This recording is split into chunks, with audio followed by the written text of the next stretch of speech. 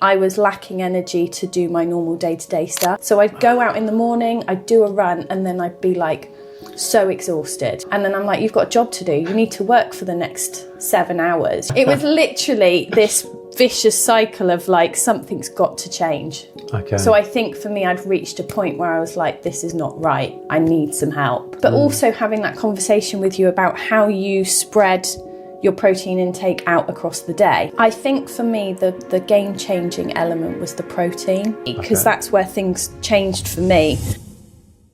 So this all looks new.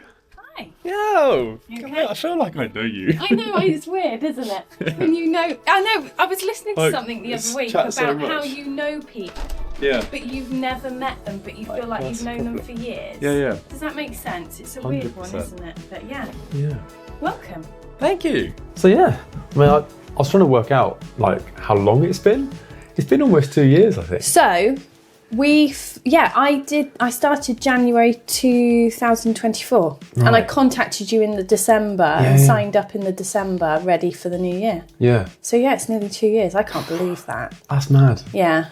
So what was it that made you reach out in the first place? I think for me, it was a lifelong, can't say misunderstanding, because in theory I understand what you're meant to do. Yeah. And having spent years helping other people, advisors, as a personal trainer and a coach, but I was not doing as I was telling other people. Okay. And for me, I developed bad habits around certain areas of nutrition and fueling, which I'm banging my head against a brick wall here. I'm coming up against the same problems, and I want to feel better as a whole. Yeah. For me, I was lacking energy to do my normal day-to-day stuff. So I'd go out in the morning, I'd do a run, and then I'd be like so exhausted. Right. And then I'm like, you've got a job to do. You need to work for the next 7 hours. You can't just train and then just, sleep for the rest of the day. It was literally this vicious cycle of like, something's got to change. Okay. So I think for me, I'd reached a point where I was like, this is not right. I need some help. So when you're in that space though, where you knew that, well, I sort of know what to do, but I can't quite put it into practice. Like, why do you think that was the case? I don't know. Because I think there's lots of people in that position. I think many years of poor misinformation, maybe. I think particularly around endurance sports. Yeah. And fitness, and confusing messages around what's good for you and what's not good for you. Just women in the body composition space. I mean, for me, it's never been directly about what I look like in regards to why I do endurance sport or go to the gym. For me, it's how I feel. But you always get brought back to how you look. Yep. So with that, you then think, oh, what if I change the way I eat? Or what if I don't eat here, or I eat here, or I miss this meal, or things like that, which subsequently, I think another reason why this became a problem is as you get older, you notice that you can't cut corners. Okay, so it for became me, more important. Absolutely, because I always say this to people, before the age of 30, I felt invincible. Like literally, honest to God, I think back to Faye of 10 years ago and the stuff she was doing, and I go, what the hell, why, how did you do it? Yeah. Do you know, I just think I did that off what felt like fresh air. Do you know, and probably not enough sleep, but not because I was doing crazy stuff. It was because I was working, and you can just push through. Oh, you can push through. And then I always use that whole COVID mark in the sand for me, because that's where things changed for me. But I was about 30, 31 when we went into COVID. So for me, pre-COVID, I felt invincible. Post-COVID, I was like, blimey, something's changed here, and I need to do something about it. Okay, so then you started the Performance Accelerator. Yes. What was a bit, like, why were you nervous at all before doing it? Like, was there anything that was almost making you think, actually, I'm not sure about this? I don't know if I was nervous. I was excited to understand someone else's perspective and have that, because I think it's really valuable to have that other person's perspective. Like ultimately we reach out to professionals because we want to know more, we want to learn more, we want to be able to put stuff into practice. So for me, I think I've always valued reaching out to other people who know what they're doing and are experts in their field. and ultimately I just want to learn and do the best I can for myself, I think. Yeah. And so was there any reason you particularly reached out to me? I liked how you came across, and I know that sounds like personable, friendly, and not, for me, and I know this, but not overly, I'm just about sport. You know, you were about life as a whole, you know, balancing the different elements of life, work, training, everything that kind of comes into, you know, a normal person's life, really. And to be honest, I didn't start out like that when I was sort of earlier in my career, but I realised that actually, if I'm setting myself the business goal of giving people this success with their sport long term, you kind of need to think about, or at least have a conversation about everything else to make the habits feel easy, to make it click long term.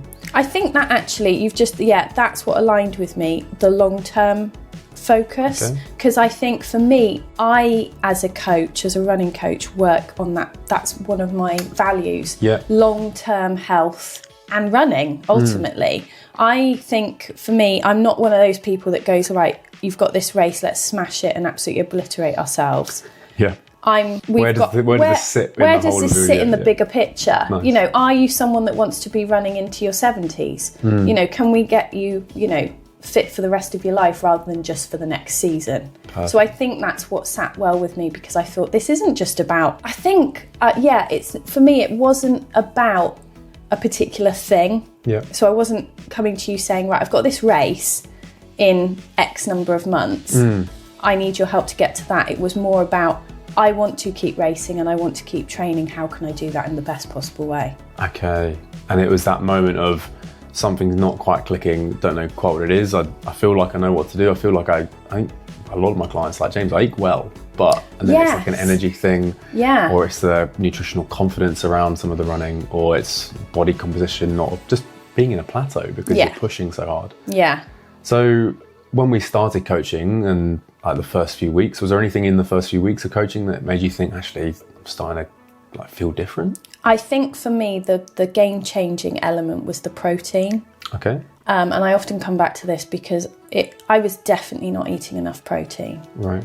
Just for daily life, you know, never mind the fact that I was training X number of hours a week, but that it kind of makes, for me, that was a real pivotal moment, because when I started looking at it literally in numbers, but also translating that into different foods and how I was eating it across the day, that really changed things for me.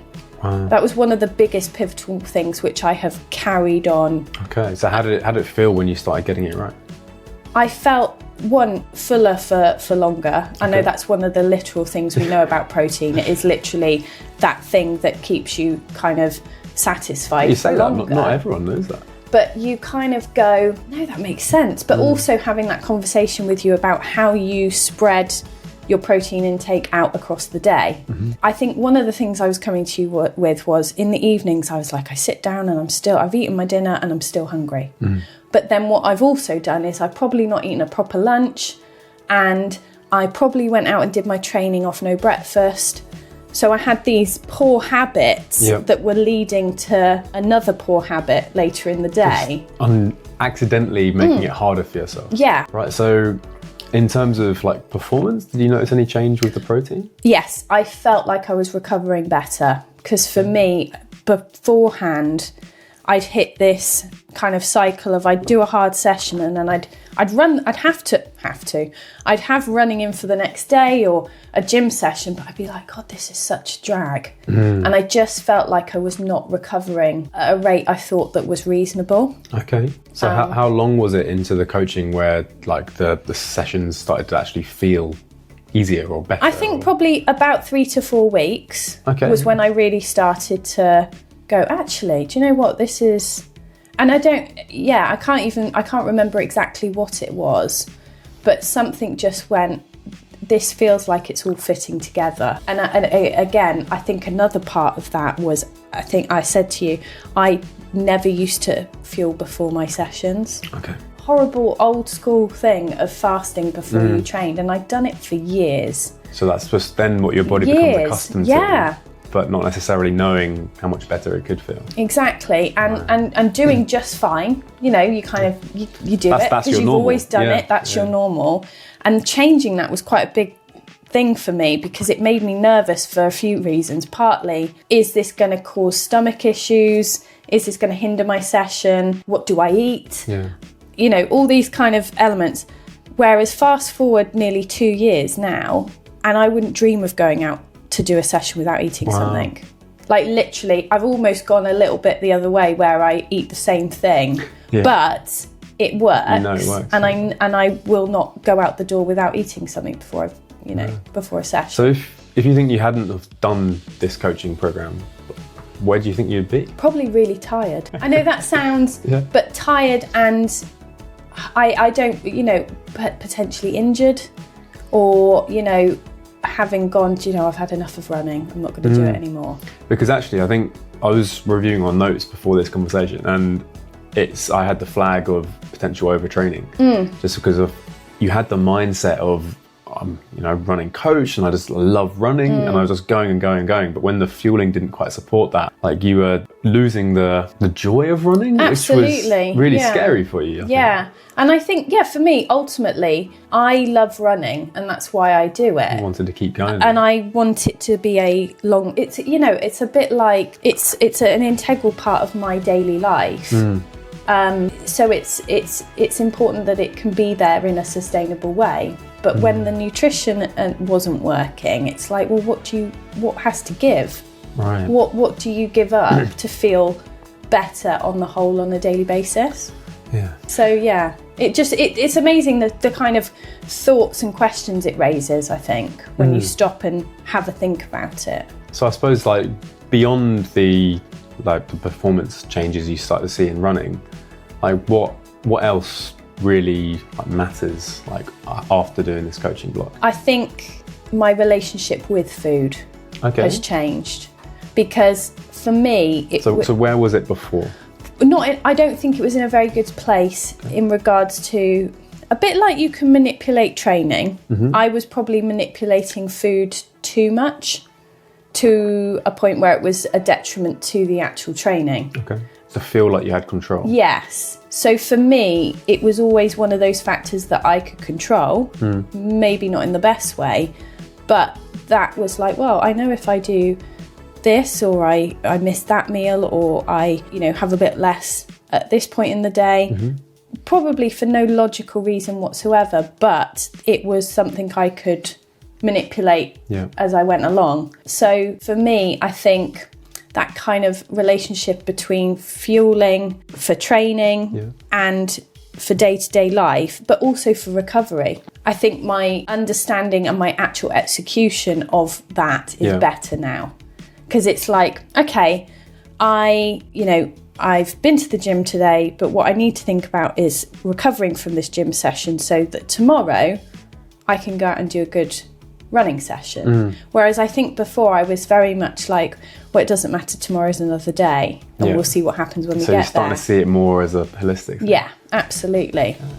Yeah. And why do you think this coaching block has actually caused that change with your relationship with food? Sometimes I think you just need someone to tell you and help you to execute it, because sometimes when you're doing it by yourself, you go, am I doing this right? Is this working?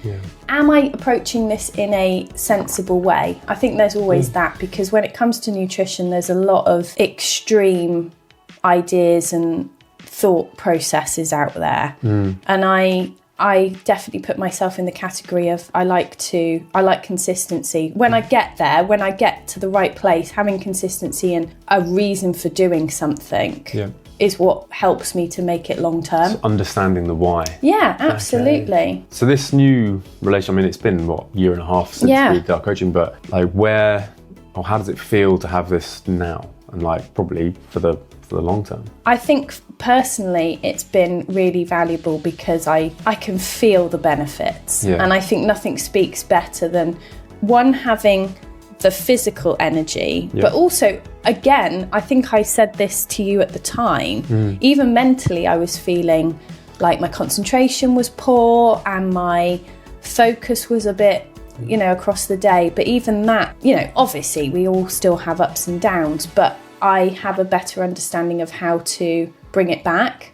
Okay. And also have, you know, you have days where you'll be more tired for whatever reason. Yeah. But you know the things you need to do to get back to that good place. And that's that, like, okay, this is why that's happened. I can address that instead of just being frustrated. Frustrated and going, well, what am I doing? What's wrong? And either making it worse and digging the hole even bigger, or stopping altogether. Okay. You know, like, it's just, I think this goes for lots of things, but you understand it, you put it into practice, and you trust the process, I suppose. That's what it comes down to. Knowing, actually, no, this does work, you just need to action it. Yeah, and then I suppose throughout the process, we're just building the habits to make all of this stuff stick. Yeah. I'm glad to hear that. No, but you're quite right, because that is exactly it. It's creating that long-term habit, or that lifelong relationship or process, whatever. I don't really like calling it a diet, because then it makes you think that you're doing something different. I don't like that. I try and almost say, like, just way of eating. Like, totally. Because essentially, and I think, again, this was something we talked about, I was under eating. So I know I am eating. People have always said to me, Faye, you can put it away when I want to. Like, if we go out for food, I'm that person that will eat, like, the whole left side of the menu if they can, you know, that kind of thing. But on the day-to-day basis, I wasn't fueling enough to just even cover the training I'd done in the morning. So I know I'm eating more now, but I'm much stronger and healthier than I was. Yeah. And I think that's quite a common thing with active women, because it's a scary thing to feel like, actually, I'm eating a lot of food, I'm going to put on weight. Yeah. Whereas actually, if we can understand, well, you're not really the general population. You've got quite a large energy demand. Yeah. If we can put food in at the right times, the body's going to be like, yes, this is great, it's what I need. And you just start feeling better. And I think that's a good point to make there, because I don't know, but you are often in the minority as an active woman, unless you are, you know, we all have our groups of, you know, runners or, you know, people at the gym, but ultimately you're usually in contact with women who aren't hugely active. So you are in the minority. So when you're there sat eating loads of food, and they're like not eating loads of food, and they're going, why are you eating so much? Where'd you put it? That's a classic. Yeah. And you're like, well, I have already been out running for an hour.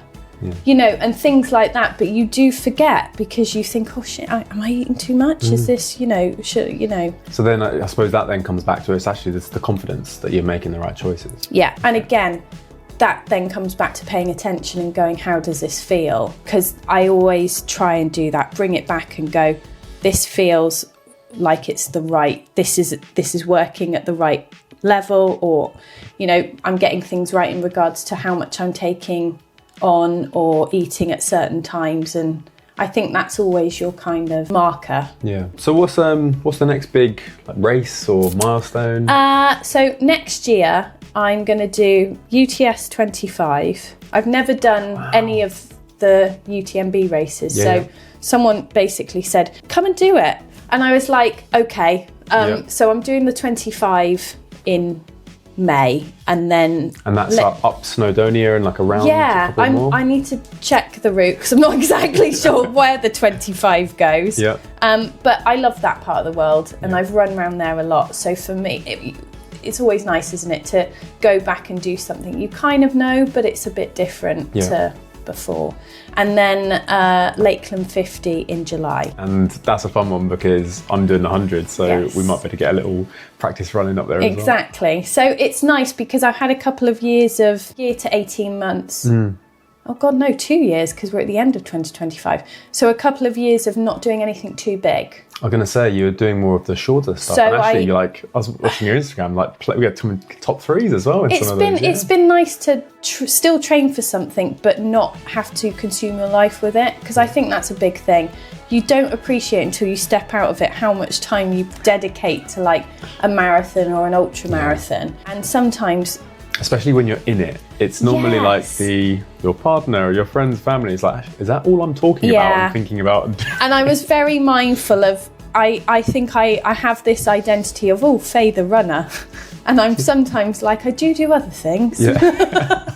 There is a little bit more to me than that. But I thought, let's try something else. And this sounds a bit silly, but I also wanted to try and work on some speed, because often we're told that the older that we get, the harder it is to maintain that speed. So I was thinking, whilst we can, let's try and, you know, push that threshold and try and improve my 5K times and that kind of thing. And ultimately, you don't need to go too far from home to do that. So, you know, that's been the focus of the last couple of years. So it's exciting. Yeah. So I suppose the final question is, if there was someone curious about nutrition coaching or the Performance Accelerator, is there anything you'd say to them?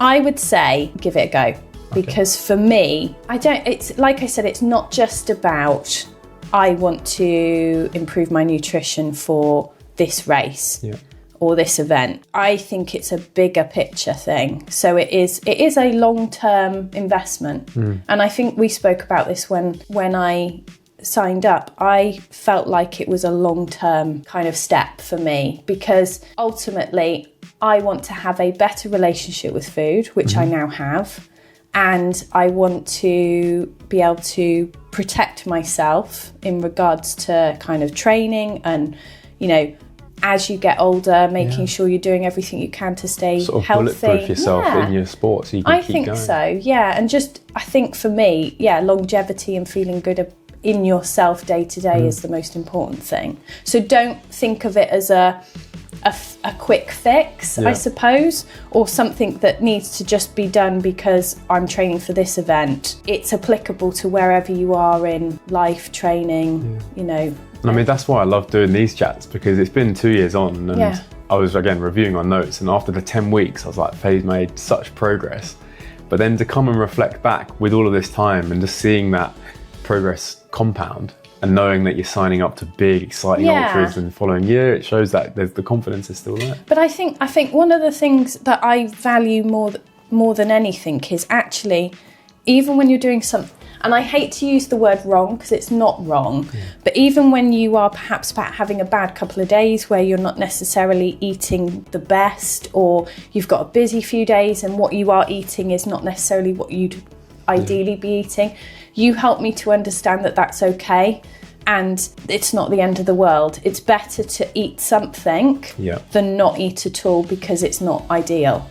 And I think that's a big takeaway for me. It stops that black or white thinking. I was becoming very much like, well, if I can't eat something wholesome and good, I'm not going to eat at all, which is really not a good thing to do. So I know now that if I have a bad day, for example, that's okay, because I'm like, tomorrow I'll be back on, you know, I'll be back at home, I'll be able to prepare this meal, do this.